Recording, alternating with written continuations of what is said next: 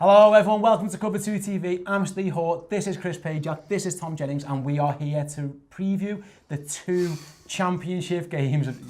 Bit of Jenno love going on. The two championship games. We've got the AFC championship game, which is the Jacksonville Jaguars against Tom's New England Patriots, and we've also got the Philadelphia Eagles against Chris's Minnesota Vikings. What two games we've got in store. Let's go chronologically then. Let's start off with Jacksonville, who have defied the odds all season. You know, we mentioned on the previous show, people have disrespected them. We've seen numerous players just take shots at Blake Bortles. Everyone, you know, Gerald Casey thinks he's crap. Jaden Clowney called him garbage. We've had everything. Here he is, Jenno, and he's coming into your backyard. What are your initial feelings?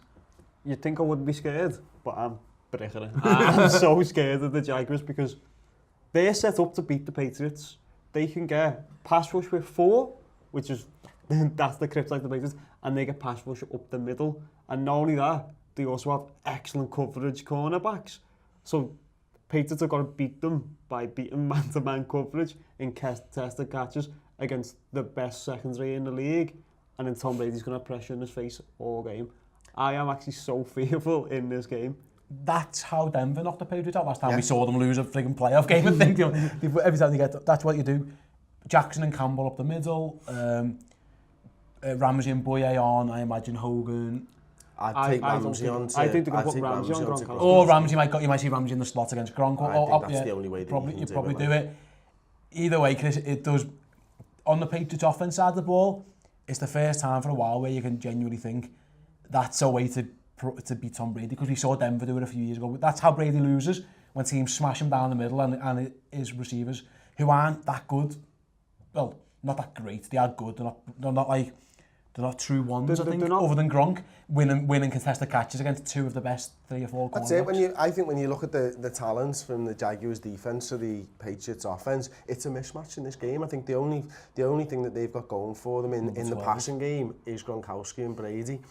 I think Ramsey, as Jenno says there, I think Ramsey's going to be on Gronkowski and he's going to make it incredibly tough for him. He'll win his matchups more than he loses them. Gronk has done his entire career, but I don't think there's going to be anywhere else to go with the football. I just don't see it. You know, there's not enough separation from these wide receivers. Cooks isn't good at those contested catches, and they will not give up the big play. I suppose, you know, it's going to be one of those where you're probably going to see a healthy dose of Lewis and White out the backfield. I think that's probably what Brady might do, because obviously as the linebackers for Jacksonville are fast, but they're not big guys, you know. So it's Smith and Jack predominantly.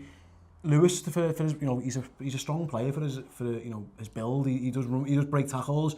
You might see a lot of those too, like kind of like what we've seen in the last game against Tennessee. Yeah, we're going to look with the matchup nightmares. I mean, a lot of people now speaking about Lewis has been brilliant this season, and what he's become is, when we first had him, he was like a joystick. He just dodged tackles everywhere. Now he gets behind the tackle and he runs and he makes people miss and he runs people over, which is mad. He's only about 2 foot tall. He's a 3-down back as well. Yeah, he's an excellent 3-down back, and he's what we missed when we got injured in the 2015 season. That's why the Broncos beat us. Now we've got him. We've got White back, which again, he had a big day against the Titans. So we've got some matchup nightmares, and it's like, who's going to look after Hogan? And if we're right and Ramsey does go for Gronkowski, and then, you know, BOA takes on Cooks, then are you going to put a linebacker on Hogan? Are you going to put a linebacker on Dami Amendola? Because I'm starting to fancy those matchups, and that's where I think the offense can be won. I think you probably see Miles Jack on Amendola or Smith on Amendola, so then it's your third corner. You're presuming that if Ramsey's your nickel, which if Ramsey effectively or in your slot against Gronk, then it's your third corner. So yeah, that may be where you might have to go to Chris Hogan, but we haven't seen him for a while. He hasn't been fit, has he? So it's... Well, he's been injured, except he did actually play. This was his first game back in about 6 weeks against the Titans and scored a touchdown. Yeah.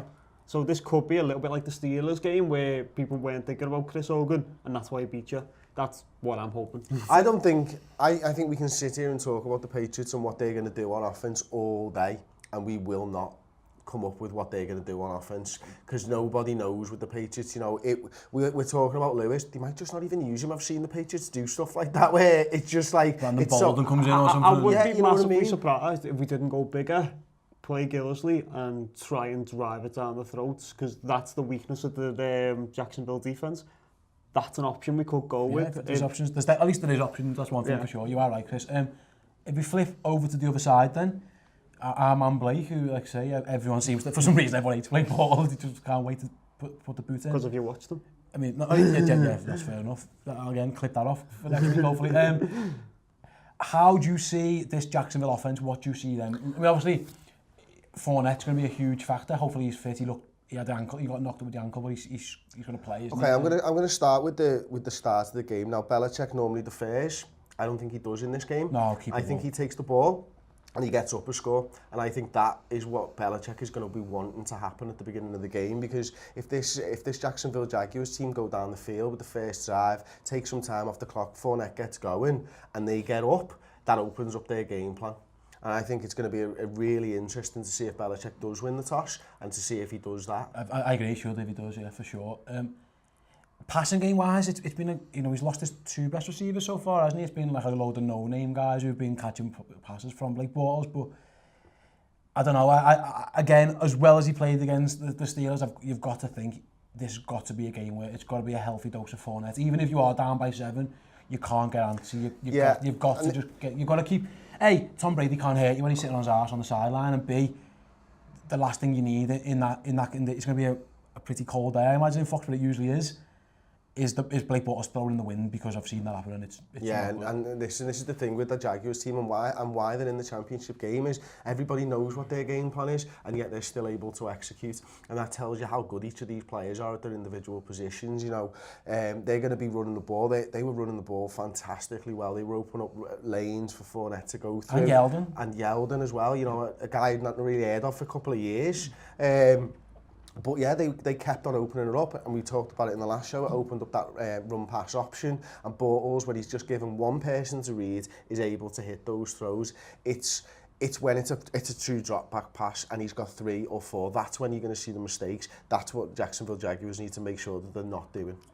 And I tell you what, though, if the Patriots are able to get pressure in the way that they were against the Titans, they'll win. Yeah, for sure, 100%. Do you trust your run defence against the Jacksonville run? That's our weakness, is our run defence. That's been our weakness all season. And our other weakness is mobile quarterbacks.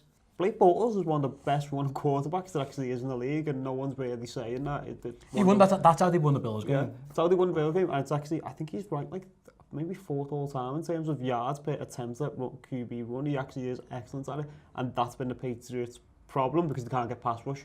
So then that runner is always there for the quarterback. But we've just seen them take that away against the Titans. They took away the Titans' run game. So as a Patriots fan, that's something I'm looking at and hoping that'll happen again, that we'll be able to take that out. And then when Bortles does have to air out in the wind, we've got an opportunistic defence. You know, I do fancy Malcolm Butler to make picks.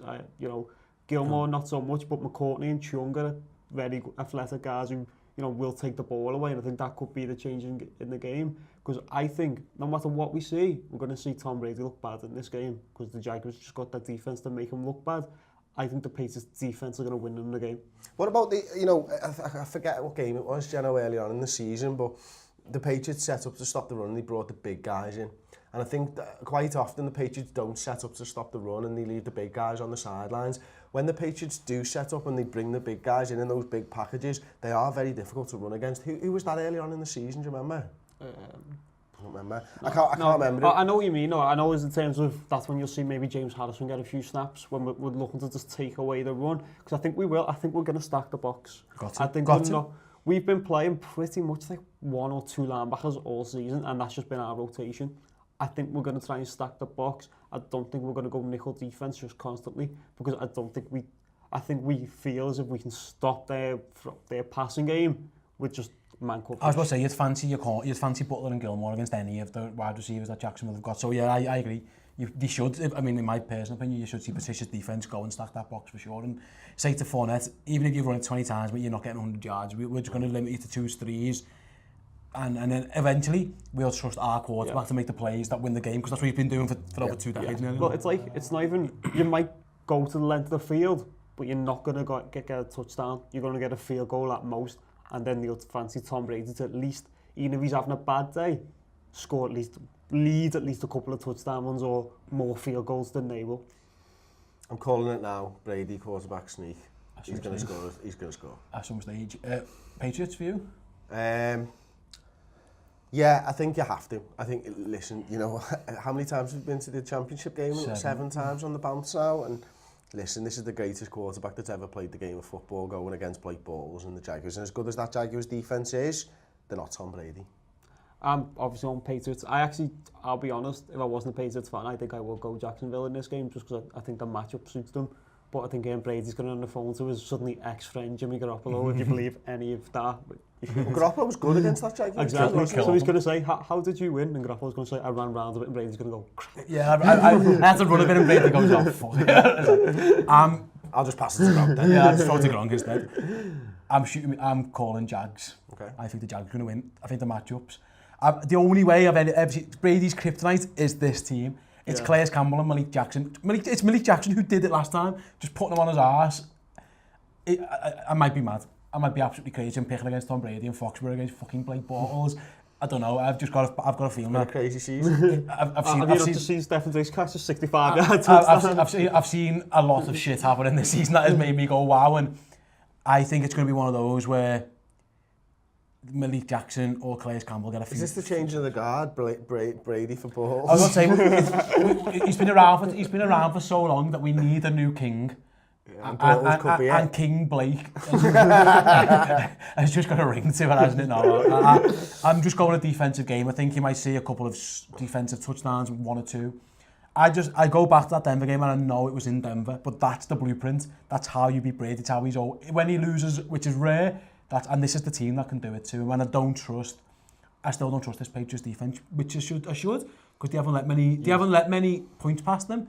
But I don't see them. They're a top 10 defense if you just look at the second half of the season. Sure, but they give a lot of yards up. And listen, ultimately it's about points. But I think against this Jacksonville team, giving yards up will kill you because it keeps their defense fresh. It means that they don't have to rotate Malik Jackson out all the time, or rotate Calais Campbell out, or in Ngakwe. They can go full pelt all the time, and that offensive line worries me, if I'm honest, of New England. So that's why, call me crazy, I'm going for the upset. Well, just the thing about them being a top 10 defense, it's because they've usually got the lead, so that way it's much easier to play when you're ahead, which is what the Patriots need to do in this game. I think it's going to come down to who scores first. Who gets the first touchdown, not first field goal, first touchdown. Let's go with that then. So here's me picking Blake, but I mean, who am I? I mean, I'm shit at pick, so don't worry about it. That's the end of the show. Thank God. Okay. Right, Chris. Philadelphia Eagles. Yeah. Minnesota Vikings in Philadelphia. It's going to be cold. It's going to be miserable. It's going to be Nick Foles. It's going to be our offensive line versus their defensive line. No, that's it's not. The game. It's going to be Case Keenum v Nick Foles. It's a tale of two ex-Jeff Fisher staples. Two guys who just... Jeff Fisher's just coaxed at this point. He's taking credit for this. Who'd have thought this? It's Case Keenum v Nick Foles in the NFC Championship What game. if Case Keenum or Nick Foles is going to the Super Bowl? That's exactly That's guaranteed. That is a thing. Just think, I can't believe it. It could be Nick Foles versus Blake Bortles Super Bowl, and that's the... I think that's what he's predicting as well. I'm not. Yeah. I'll call me call later. Well, you've already told us then, haven't you? No, Sam Bradford. I could be thinking, who's the backup for it? Who's the lad who... Wait there with Teddy Bridgewater not coming in. No, he got benched. Poor Teddy, not even on the bench. I could be picking another backup. So Okay.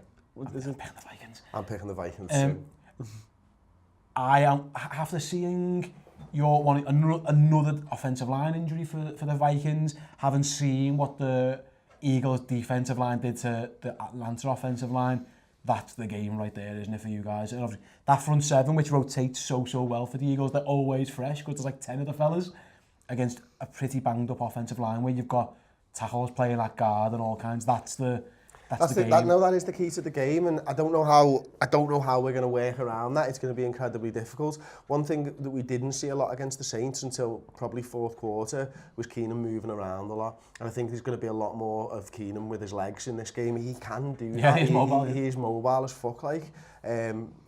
Sorry for the no need for the bad language there, but that's what I think we're going to see a little bit more of in this game, or those very, very quick passes out to Diggs and get Thielen blocking for him, or vice versa, because our wide receivers like a block. These guys want that, and I think we're going to have to slow the pass rush down somehow, and these sort of short passes are going to be the way to do it, I think. We mentioned on the recap show of the divisional round, Jenno, is that the Vikings are happy to stick with the run, even if it isn't going anywhere, just for that reason, just to keep linebackers on their toes a little bit, just to slow down the pass rush. We're going to have to see that again, aren't we? Even if it's going at 1 or 2 yards a carry, even if it means you end up in 3rd and 6, it's something that they're going to have to do, because the last thing they want is the likes of Fletcher Cox, Brandon Graham, Vinny Curry, the list goes on, teeing off on Case Keenum. That's just not what they need. It is the last thing they want, but just a little counter-argument. The weakness of the Eagles' defence is the corners. I think the strength of the Vikings' offence is the wide receivers. Is it the worst thing in the world to put the ball in Case Keenum's hands in this? He's not been great under pressure the last couple of months. If you're protecting him, if you're not protecting him. I'm just saying, like, I mean, they need to run the ball to keep... They need to run the ball a lot to slow the pass rush down so that they can't just send the house at Keenum. Yeah. But I think that could be the key matchup, is Thielen and Diggs dominating on the outside when Keenan has to run round a little bit. Because Keenan's got a little bit of Tony Romo in him. He seems to extend the play quite well and then just make the right throw. He reminds me of a really, really poor man's Brett Favre. That's what he reminds me of. He's got a little bit of Brett Favre. In that he'll run round, he'll do amazing throws, he'll do something that's absolutely... It's those YOLO throws. He'll do something that's absolutely shit. He's not arsed because he's thinking, I'm a career back, I'm playing for the Vikings, I'm just going to throw it. And Diggs and Thielen against Mills and Darby, that is a huge, huge advantage for the Vikings, Chris. If the protection holds up, and with Jenno, then them two will have a field day. It's whether that protection holds up. And that's the difficulty, isn't it? You know, we know how good that Eagles offensive line is, and I have not seen anything over the last few weeks that makes me think that we can slow that down, unfortunately.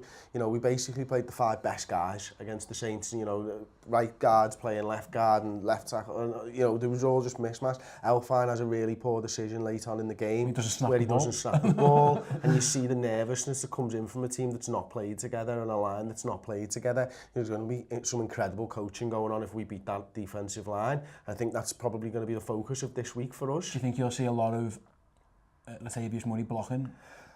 Potentially, and maybe even a little bit more of Rudolph than we've seen over the last few days. Ham has been in and out for games, and when he's blocked, we've been very, very good. And I'd really guessed that we'd see a little bit more of McKinnon than Murray in this game. Yeah. I think we've seen Murray take a lot of the snaps and a lot of the reps over the last few weeks. Maybe McKinnon's a little bit fresher, able to... He's not a guy who's going to run at that defensive line. He's going to try and find those little creases and those little holes and try and avoid them. And I think, you know, if there's double teams on the likes of Cox and stuff, McKinnon's speed and cuts might be able to get round them rather than Murray just ploughing straight into a tackle. Yeah, for sure. If I'm past Sherman, I'm thinking I might go jumbo a bit more in terms of keep Rudolph in block and whatever, because I trust me wide receivers one-on-one for a start, and then you can always have Rudolph breaking out as well over the middle and stuff, because I don't agree. The weakness of the Eagles is that secondary. It's not a very particularly good secondary, so I would, I'm not past Sherman. He's had an amazing season. I would be thinking, my sole focus has got to be on protecting the quarterback, and then we'll go from there. The last thing you want is Case Keenum. I've seen his head go before under pressure. You know, he does throw ridiculous. We saw one the other day. You do see mad things. If you can just keep him relatively clean, and then just see where you go from there. I think that's probably the game plan.